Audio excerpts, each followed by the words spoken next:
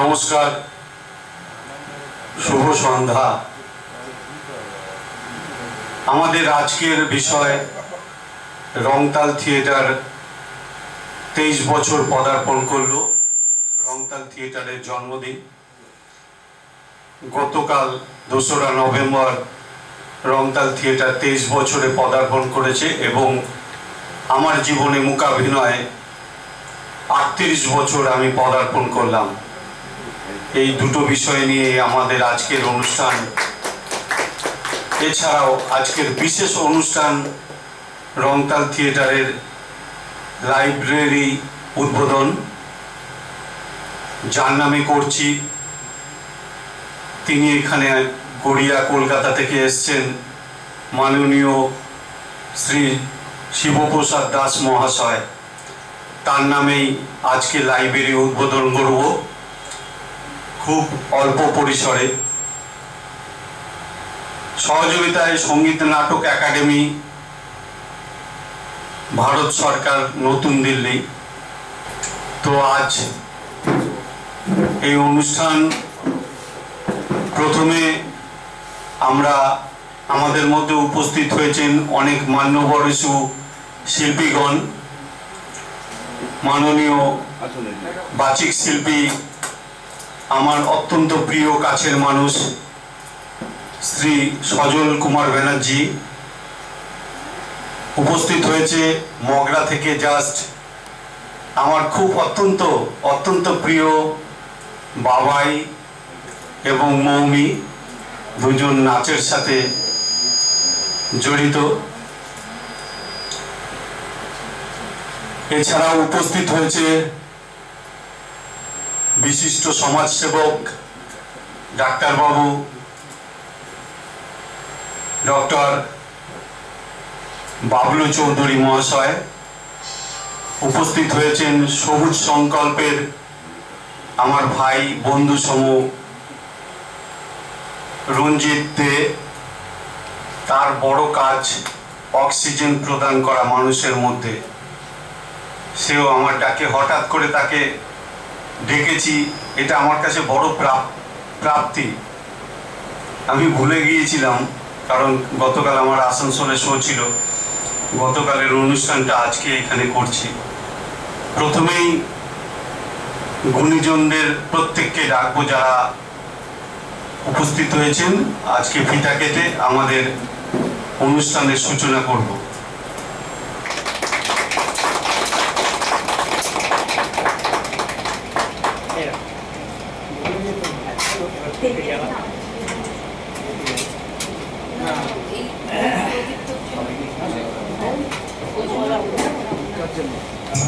অসংখ্য ধন্যবাদ। আমি প্রদীপ প্রজ্বলনের মাধ্যমে আমরা অনুষ্ঠানের দ্বিতীয় সূচনা করব।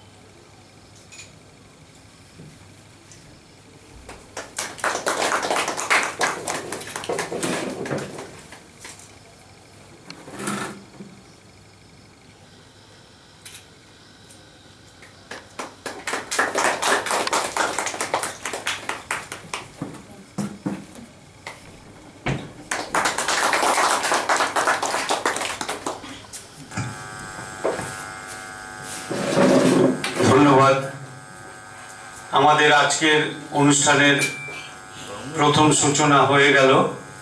এরপরে আমরা রংতাল থিয়েটারের পক্ষ থেকে সংক্ষিপ্ত বক্তব্য রাখার জন্য আজকের যিনি আমাদের কাছে এসেছেন মাননীয় সমাজসেবক শ্রী শিবপ্রসাদ দাস মহাশয়কে সংক্ষিপ্ত বক্তব্য রাখার জন্য অনুরোধ করছি।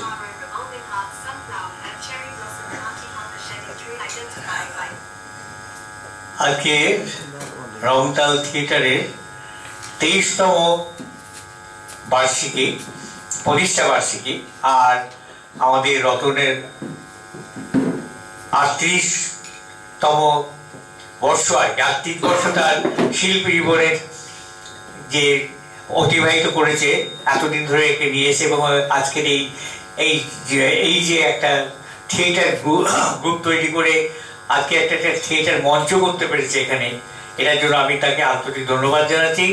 তার নিষ্ঠা, কর্মপ্রতিভা এবং তার শিল্পী জীবনের যে ঐতিহ্য, সেটাকে সে ধারাবাহিকভাবে নিয়ে যাওয়ার যে চেষ্টা করছে, এটার জন্য তাকে আমি আবার আন্তরিক ধন্যবাদ জানাচ্ছি। আর এবার আমার যারা সঙ্গে আছেন, যারা এসছেন অতিথিবৃন্দ, তাদেরকে আমি প্রণাম জানাচ্ছি, শ্রদ্ধা জানাচ্ছি, জানিয়ে আমি আমার বক্তব্য শুরু করছি। বক্তব্য তো কিছুই সেরকম নয়, কারণ একটা প্রতিষ্ঠানের পেছনে যে নিরলস সংগ্রাম, প্রচেষ্টা, কর্মনিষ্ঠা এসব থাকে। রতন চক্রবর্তী তার সীমিত ক্ষমতার মধ্যে সেই জিনিসটাকে সুন্দরভাবে তুলে ধরেছে, এবং এর সঙ্গে তার পরিবারের সকলে এত সহযোগিতা করেছে যে সত্যি সেটা অতুলনীয়। সেটা সকলের পক্ষে করা সম্ভব হয় না, সমস্ত পরিবারে এই জিনিসটা থাকাও মানে দেখাও যায় না আর কি।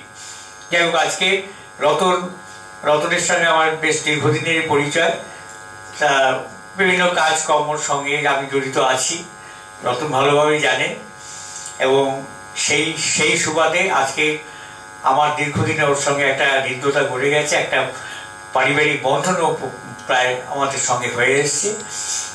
এই আজকের দিনে যখন ওই কথায় উঠেছে যে পড়াশোনার দিকে লোকে খালি মোবাইল ঘাটছে আর এই ঘাটছে, লাইব্রেরি মানে পড়াশোনা মানে বই পড়াটা আস্তে আস্তে নতুন জেনারেশনের কাছে একদম প্র্যাকটিক্যালি বন্ধ হয়ে যাচ্ছে বই পড়াটা।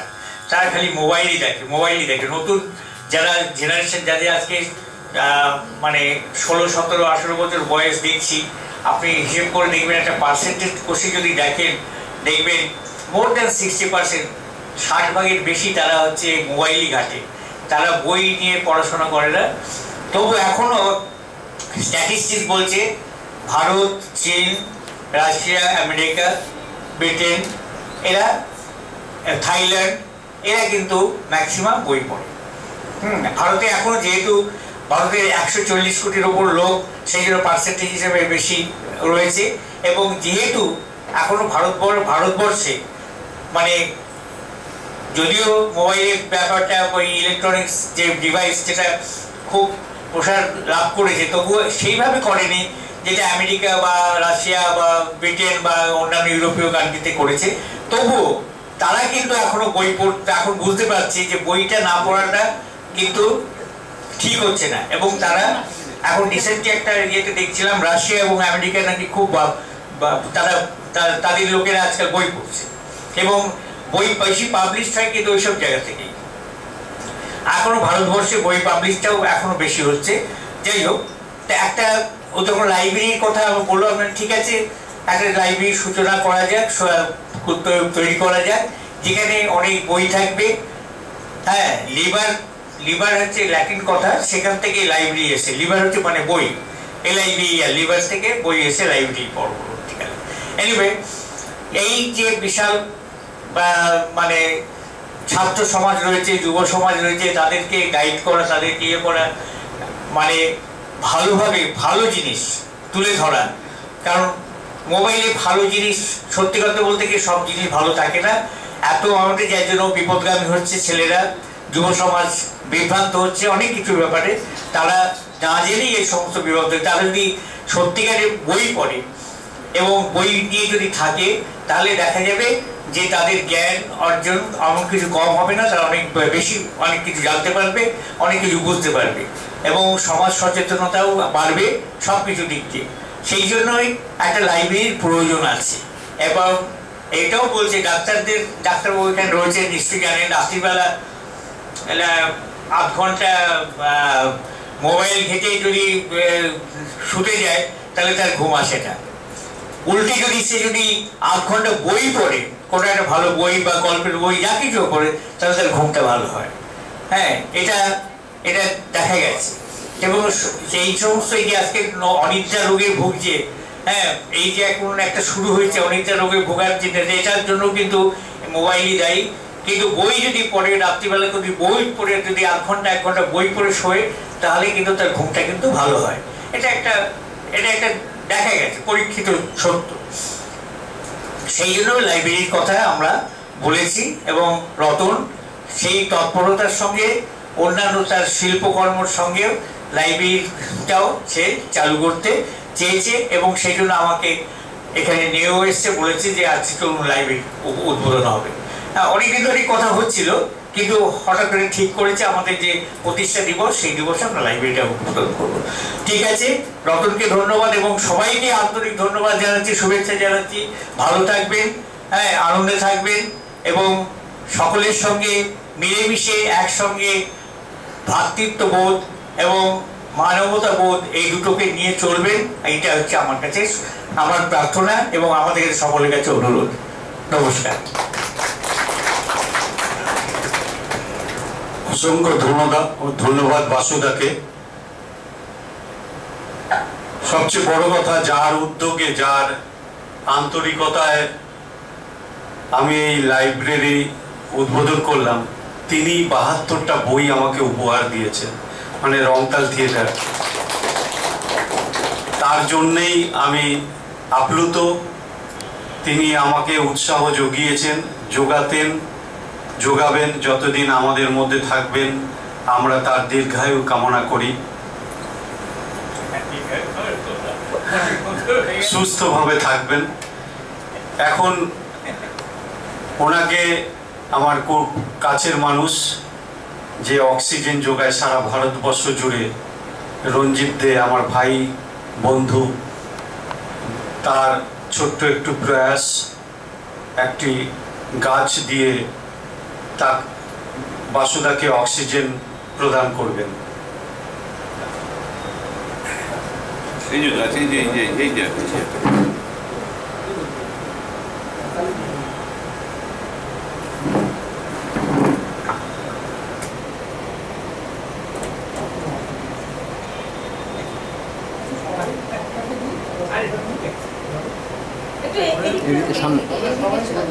সামনে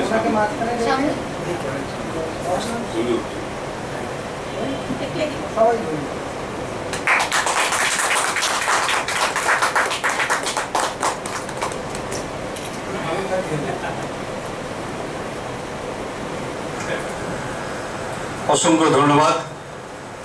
এখন রঞ্জিতকে সংক্ষিপ্ত কিছু বলার জন্য অনুরোধ করছি।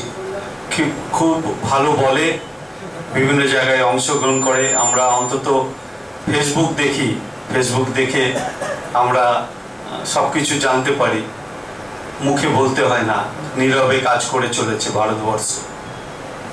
রতনদা বললেন খুব ভালো বলে, তেমন কিছু বলতে পারি না, চেষ্টা করি সকলকে নিয়ে চলবার, এবং আমি তো সকলের জন্যই কাজ করছি। তাই আজও বললেন যে রতনদা তুমি দেবে না, আমি কেউ না, আমরা সকলে সবুজ সংকল্প সকলের। তা আজ খুবই আনন্দের বিষয় হালিশহরবাসী হিসেবে আমার, এবং গর্বের বিষয় রতনদা রংতাল থিয়েটারে নতুন একটি লাইব্রেরি উদ্বোধন করলেন। এবং পিতৃদেব মধুসূদন মঞ্চের আজ যে লাইব্রেরি উদ্বোধন হলো, এবং আমাদের মধ্যে উপস্থিত আছেন বহু গুণীজন এবং স্যার আছেন, তা প্রত্যেক উপস্থিত অতিথি এবং আপনাদের সকলকে আমাদের সবুজ সংকল্পের পক্ষ থেকে আন্তরিক ধন্যবাদ জানাই। রতনদাকেও ধন্যবাদ জানাই। রতনদার পুরো ফ্যামিলি যেভাবে দীর্ঘদিন, আমি ছোটোবেলা থেকে চিনি রতনদাকে, দীর্ঘদিন যে পরিশ্রম, যে নিষ্ঠার সাথে রংতাল থিয়েটার তো পরে তার মূকাভিনয়ে জগৎ তিনি বহু ছাত্রছাত্রী সৃষ্টি করেছেন। তা দীর্ঘদিন এই যে পথ চলা, আমি তো দেখছি তাও 30-35 বছর, তাই তো 30 বছর হবে। তা এটা একটা ধৈর্যের ব্যাপার। ধৈর্য না থাকলে কেউ গুণী শিক্ষক হতে পারেন না, সে যে শিক্ষকই হোক, শিক্ষক শিক্ষাদান করেন। তা রতনদা আজ বিশ্বের দরবারে পৌঁছে গেছে।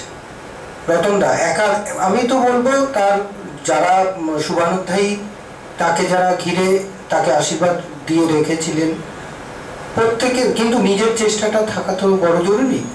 রতনদা আমি বলবো নিজ চেষ্টায় প্রত্যেকের আশীর্বাদ নিয়ে বিশ্বের দরবারে পৌঁছেছেন, বিভিন্ন দেশেও গেছেন। তা রতনদা আমাদের গর্বের এক। রতনদা আমাদের, আমি যে রতনদা বলছি, রতনদা আমার প্রিয় দাদা বা আমাদের পাড়ার মানুষ, এই পাড়ারই মানুষ। তা রতনদা আমাদের কাছে গর্বের। মূকাভিনয় কঠিন বিষয় একটা, অনেকে মনে করেন যে মূকাভিনয় কি এমন একটা, কিন্তু যে করে, যারাই বাপাও আছে, যারা ছোট, বাপাকেও বহুদিন ধরে দেখছি, তা যারাই যুক্ত তারা জানে যে মূকাভিনয় কি। আমরা তো দেখি, আমরা অনুভব করি, যে অনুভবের মাধ্যমে যে জিনিসটাকে ফুটিয়ে তোলা বা বিষয়বস্তু বলে দেওয়া, যেটা আমি বলছি এখানে বিপদ, সেটাও মূকাভিনয় আমরা দেখেছি, যে সামনে বিপদ সেটা কিভাবে দেখাবেন, তাদের চরিত্রে, তাদের অভিনয়ের মাধ্যমে আমরা দেখেছি। তাদেরকে অসংখ্য ধন্যবাদ জানাই। রতনদাকে ধন্যবাদ জানানোর কোনো ভাষা নেই। রতনদা হালি শহরের গর্ব যদি বলি, রতনদাকে বলা যায়। তা হালি শহরের গর্ব, আমার কাছেও গর্ব। তা রতনদা, এভাবে আপনি এবং আপনার রংতাল থিয়েটার টোটাল টিম প্রত্যেকে এগিয়ে চলুন। আর লাইব্রেরি যেটা বললেন স্যার কিছুক্ষণ আগে, লাইব্রেরি, হ্যাঁ আমরা বই পড়া ভুলে যাচ্ছি। বই পড়া ভুলে যাওয়ার পেছনে আমরা কি সবাই সেইভাবে চেষ্টা করছি যে বই পড়া ভুলে যাব না? আজকে দেখুন তো প্রত্যেক স্কুলে মেসেজ যায়, যে মেসেজের মাধ্যমে কালকে রুটিনটা জানা যায়, ফোনে, মোবাইলের মাধ্যমে। কেন SMS? আগে তো আমাদের সময় ছিল না, আমরা জানতাম, প্রত্যেকের একটা পড়ার মধ্যে চর্চা ছিল, যে বা বন্ধু বান্ধবী যারা প্রত্যেকের সাথে, এই কালকে কি আছে রে, আমি আজকে স্কুল যেতে পারিনি, তার বাড়িতে ছুটে চলে যেতাম, বা স্কুলে, বা যাদের কাছে প্রাইভেট টিউশন পড়তাম তারা বলে দিতেন। কিন্তু না, এখন মনে হচ্ছে দিন দিন মোবাইলটা বাধ্যতামূলক হয়ে যাচ্ছে বা করে দেওয়া হচ্ছে। তো কাজেই বই পড়ুক সবাই, বইয়ের প্রতি তো আমাদের ভালোবাসা প্রত্যেকেরই আছে, তা বই পড়ুক। কিন্তু মোবাইলে বহু কিছু পাওয়া যায়, তথ্য, অনেক তথ্য আমরা পেয়ে থাকি, সেটাকেও আমরা এমনভাবে গ্রহণ করব না যে সেটাকে আসক্ত হয়ে যাই। তো কাজেই এই চোখের প্রবলেম যেটা হচ্ছে, চোখের আমাদের স্মৃতিশক্তিরও প্রবলেম সেখানে হ্রাস পাচ্ছে আমার মনে হয়। আমিও নিজে বলছি, নিজে যখন 2 ঘন্টা মোবাইল ঘাঁটলাম, পরে আর ঘুমাতে পারছি না, এটা সত্যি কথা। তো সকলে ভালো থাকবেন। আমি এসে সত্যি আজ হঠাৎ করেই, যাই হোক, রতনদা বললেন, আমি এসে খুব ধন্য হয়েছি লাইব্রেরিতে। অসংখ্য ধন্যবাদ। রংতাল থিয়েটারের পক্ষ থেকে আমরা বাসুদাকে ফল দান করব। ফল একটা সুন্দর জিনিস, শুভ, কারণ গাছের পরেই ফল দান করবে আমাদের রংতাল থিয়েটারের একনিষ্ঠ কর্মী নবাঙ্কুর বারিক মহাশয়।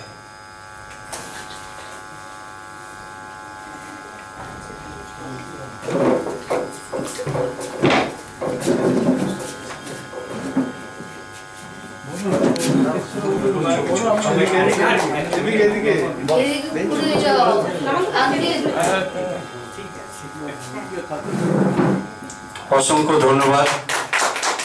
আপেল দিয়ে আমরা রংতাল থিয়েটারের পক্ষ থেকে বাসুদাকে সম্মান জানালাম। এবার আমাদের মধ্যে উপস্থিত হয়েছেন আমার অত্যন্ত প্রিয় শ্রদ্ধেয় ডক্টর বাবলু চৌধুরী মহাশয়।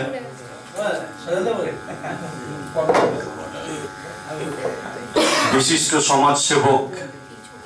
ডাক্তারবাবু এত ব্যস্ত, কিন্তু আমার এত ভালো লাগে, বিভিন্ন অনুষ্ঠানে তিনি ছুটে চলেছেন, সামাজিক কাজ করেন নির্দ্বিধায়।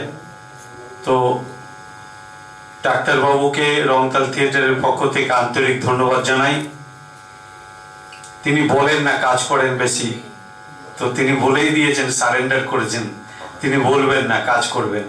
রংতালের কাছে থাকবেন, রংতালের সঙ্গে থাকবেন, এটাই আমাদের আন্তরিকতা। তো আমার ডাকে হঠাৎ পেয়ে গেছি, কাছে পেয়ে গেছি ব্যস্ততার মাঝে। আর সজলদাকে আমি আবৃত্তির মধ্যে তাকে পাবো, তিনি বলবেন তার কাজের মধ্যে দিয়ে।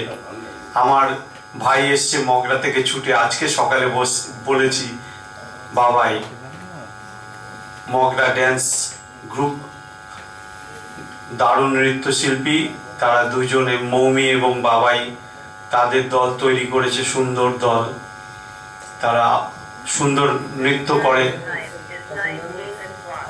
তো আমাদের মধ্যে অনেকেই উপস্থিত হয়েছে, নটসৃজনেরও। তো বাবাইকে বলছি ছোট্ট পরিসরে অল্প কিছু বলে আমরা আমাদের দ্বিতীয় পদক্ষেপে অগ্রসর হব।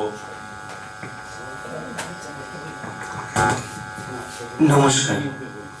কথায় কথায় কথার অপচয়, কথা কইতে জানতে হয়, কথা কইতে পারি না কিছুই, তবুও তো কথা কইতে হয়। বলার চেষ্টা করছি, রংতাল থিয়েটার, রতনদা, হালি শহরের গর্ব।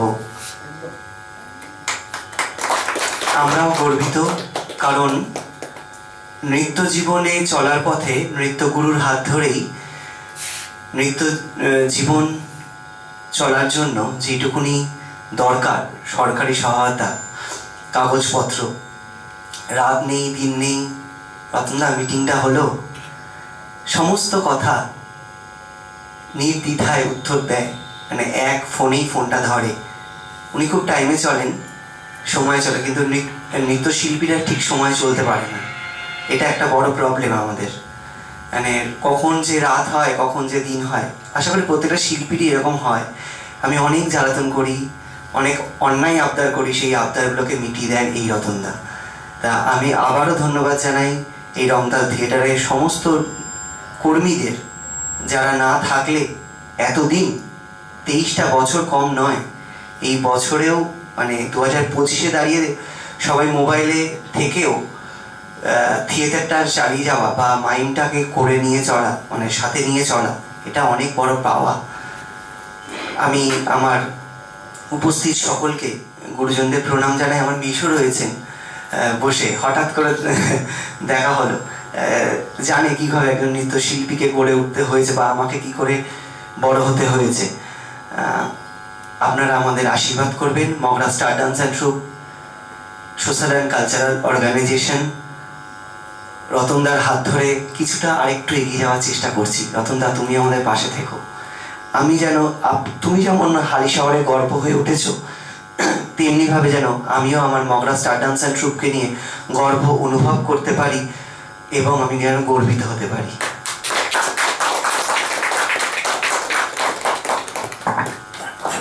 অসংখ্য ধন্যবাদ। আমরা 5 মিনিট সময় চেয়ে নিচ্ছি, প্রত্যেকে সামনের সারিতে বসার জন্য অনুরোধ করছি।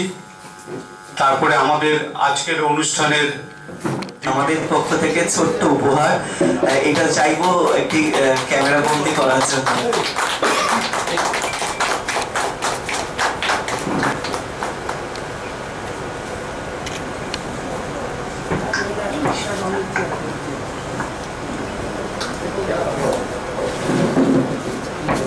আজকের গতকালের জন্মদিন আজকেই আমরা পালন করব। প্রত্যেকে মঞ্চে আসার জন্য আহ্বান জানাচ্ছি।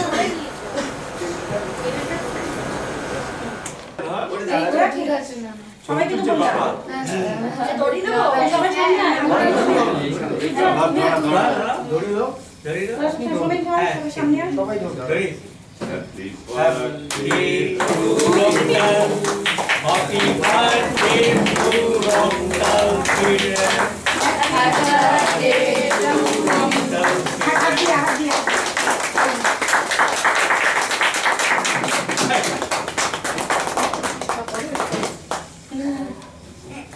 और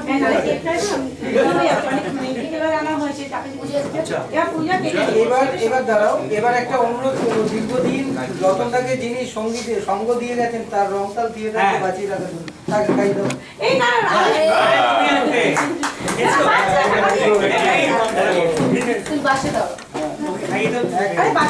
দীর্ঘদিন বাঁচিয়ে রাখার জন্য নারী শক্তির প্রয়োজন, তাই না? নারী শক্তি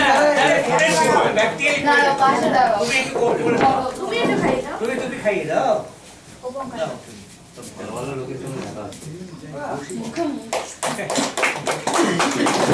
সবাইকে দাও, পূজা সবাইকে কেটে কেটে পরিবেশন করবেন মাননীয় শ্রী সজল কুমার ব্যানার্জি মহাশয়। তাকে মঞ্চে আহ্বান জানাচ্ছি।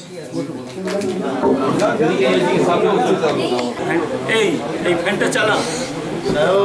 আমি চেয়ে আছি তোমাদের সভা পানে, এরপরে স্থান দাও মোরে তোমাদের সকলের মাঝখানে।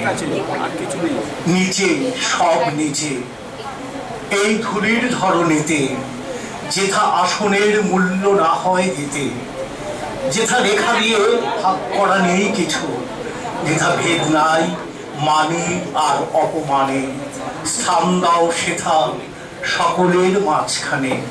যেথা বাহিরের আবরণ নাহি রয়, যেথা আপনার উলম্ব পরিচয়। আমার বলিয়া কিছু নাই একেবারে, এ সত্য যেথা নাহি ঢাকে আপনারে। সেথায় দাঁড়ায় নীরাজ দৈন্য মম, ভরিয়া লইব তাহার পরম দানে। স্থান দাও মোরে তোমাদের সকলের মাঝখানে। কবিগুরুর গীতাঞ্জলির শব্দ থেকে আমি শব্দ উচ্চারণ করলাম। এরপর যে কথাটা বলা যায়, আশা থেকে শুনছিলাম শিল্পী জীবনের 38 বছর, রংতালের 23 বছর, রংতালের জন্মদিন। এই 38 বছর পথ চলার মাঝে রতন ঠিক যাদের নিয়ে এই হালিশহর গরিফা নৈহাটি অঞ্চলে কাজ শুরু করেছিল, আজকে যদি পেছন ঘুরে তাকায় রতন দেখতে পাবে সেই সব বন্ধুরা অনেকেই আজকে ট্রাক থেকে ছিন্ন হয়ে গেছে। কিন্তু রতনের নিষ্ঠা ছিল, একাগ্রতা ছিল, শিল্পটার প্রতি ভালোবাসা ছিল। তাই রতন 38 বছর ধরে এই শিল্পটা নিয়ে আজও পথ চলছে। আজকে রতনের নামে বলা হচ্ছে রতন হালিশহরের গর্ব। আর একদিন এই রতনকে লোককে বলতে হয়েছে, ভাই আমাকে একটু মঞ্চ দিবি, আমি একটা মোকাবিলায় করবো। এইটাই মানুষের জীবন,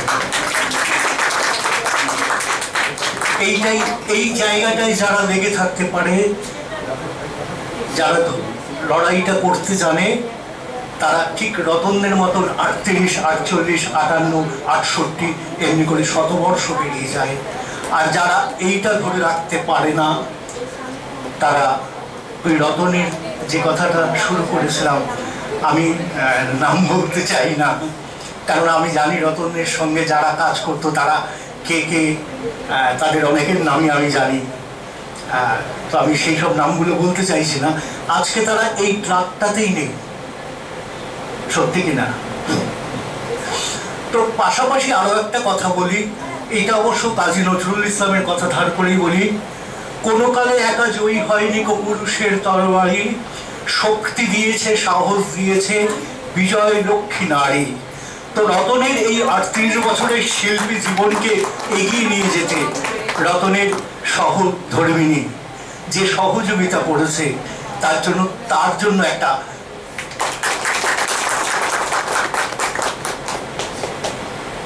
আমরা সবাই, আমার কবিতা শোনার জন্য সবাই এসছেন এমন নয়, আমি জানি উত্তরসূরির নাটক সকলের কাছে খুব প্রিয়। উত্তরসূরি এসে গেছে এবং তারপরে আমার ভাই এসছেন চুচড়া থেকে, চুচড়া তো মগরা থেকে, ও নাচ করবে, মুখাভিনয় হবে। আমরা সেই তো বললাম, তো আমরা সেইগুলো শুনবো। তো তার আগে কয়েকটি কবিতা আমাকে বলতে বলেছে রতন একদম হঠাৎ করে। কবে গত পরশুদিন না তার আগের দিন আমি একটা জায়গায় বসে গল্প করছিলাম, তখন রতন হঠাৎই বলল যে আমার 2 তারিখে 23 বছর পূর্ণ হচ্ছে জন্মদিন, কিন্তু অনুষ্ঠানটা 2 তারিখে করতে পারছি না, 3 তারিখে করবো, তুমি কি একটু সময় দিতে পারবে? বাকি ফর্মালিটি আমি তোমাকে পরে। আমি বললাম, রতন, তোমার সঙ্গে আমার ফর্মালিটির কোনো প্রশ্ন নেই, তুমি এই যে বলেছো এটাই যথেষ্ট, আমি ঠিক সময় মতো পৌঁছবো।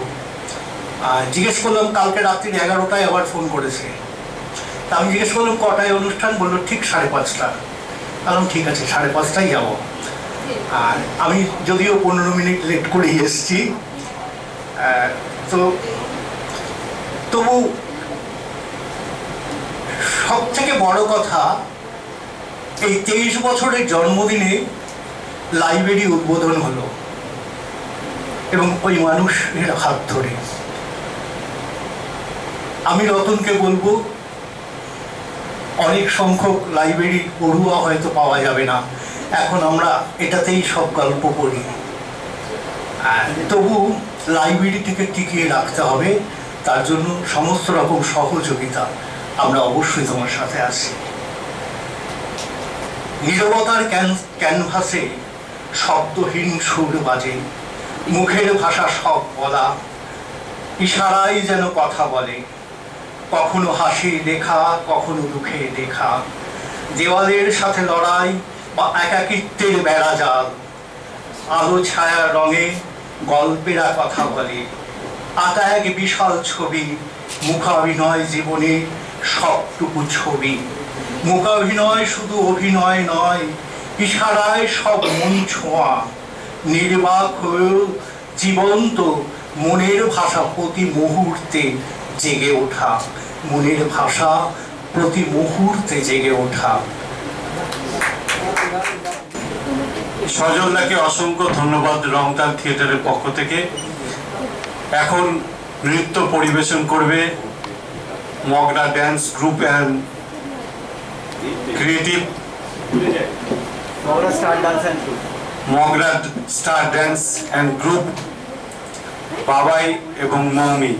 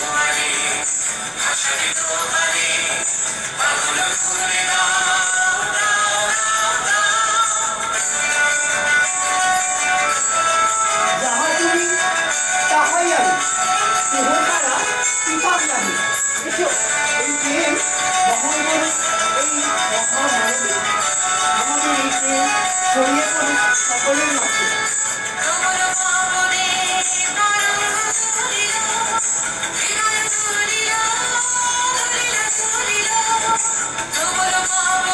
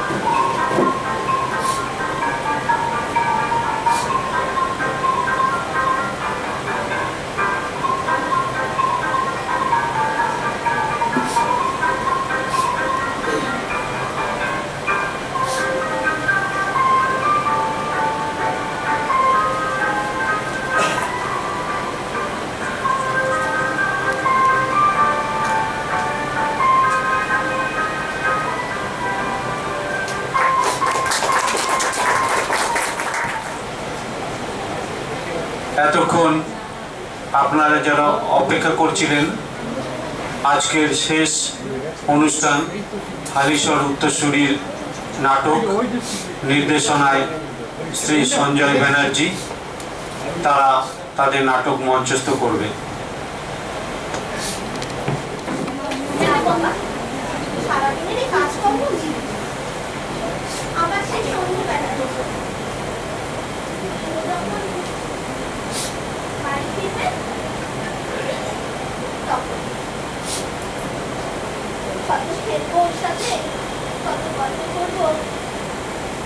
আমার পুত্তু শোনায়, আর ওর বাবার তো আসার এখনো সেই দেরি আছে, সেই সন্ধে হয়ে যায়।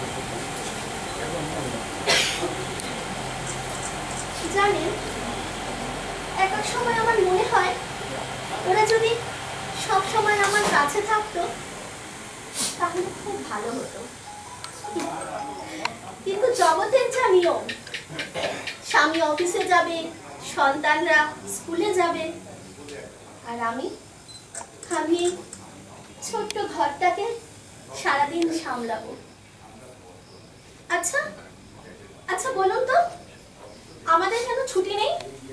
এই যে আপনারা যারা আমার স্বামীর মতো চাকরি করেন, আপনাদের তো সেই কত ছুটি, কি সব ওই ML CL, আমি বাবা অত জানি না। কিন্তু আমরা গৃহবধূরা, আমাদের তো কোনো ছুটি নেই, বরং ছুটির দিনগুলোতেই পাহাড়ের মতো কাজ থাকে। তবে কি জানেন তো, ওই ছুটির দিনে সবাই এক জায়গায় হতে পেরে না, ভীষণ আনন্দ লাগে, জানেন তো।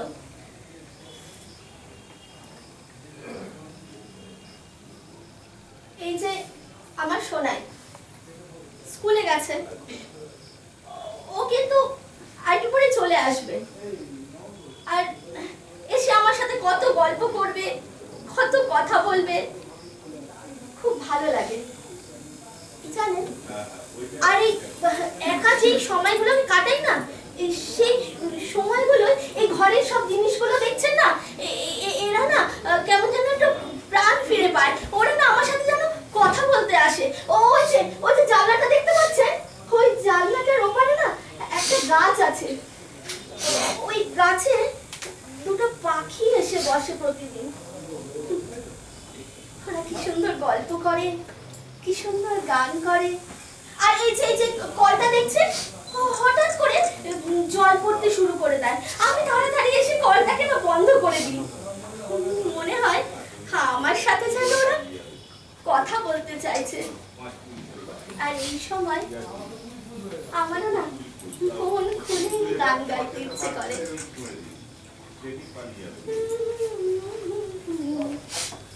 ভালোবাসি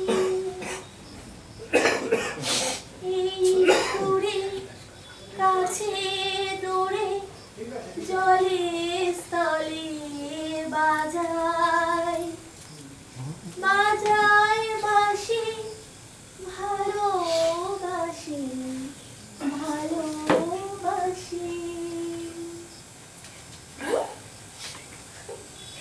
একদম বাজে আমার গানের গলা। জানেন, আমি ছোট থেকে না গান গাইতে খুব ভালোবাসি। সেই কারণে একটা মজার গল্প বলি। আমি না ওই ছোটবেলায় যেখানেই যেতাম না, ওই গান গাইতে শুরু করে দিতাম, আর আমার আশেপাশে যারা থাকতো আমাকে তাড়াতাড়ি করে থামিয়ে দিত।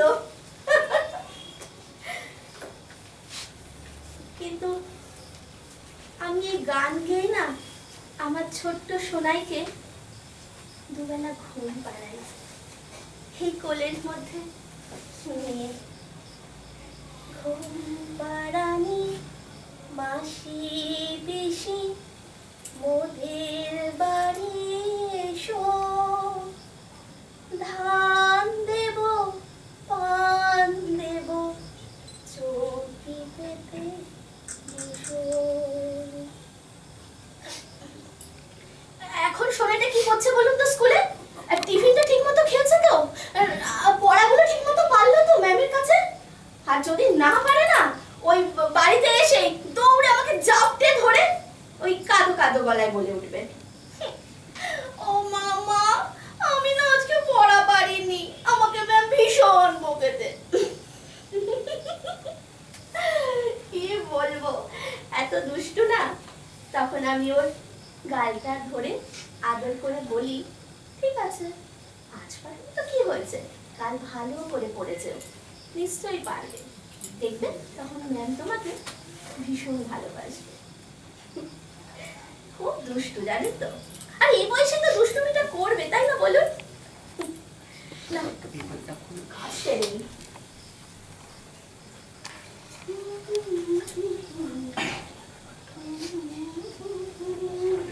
একটা বুদ্ধি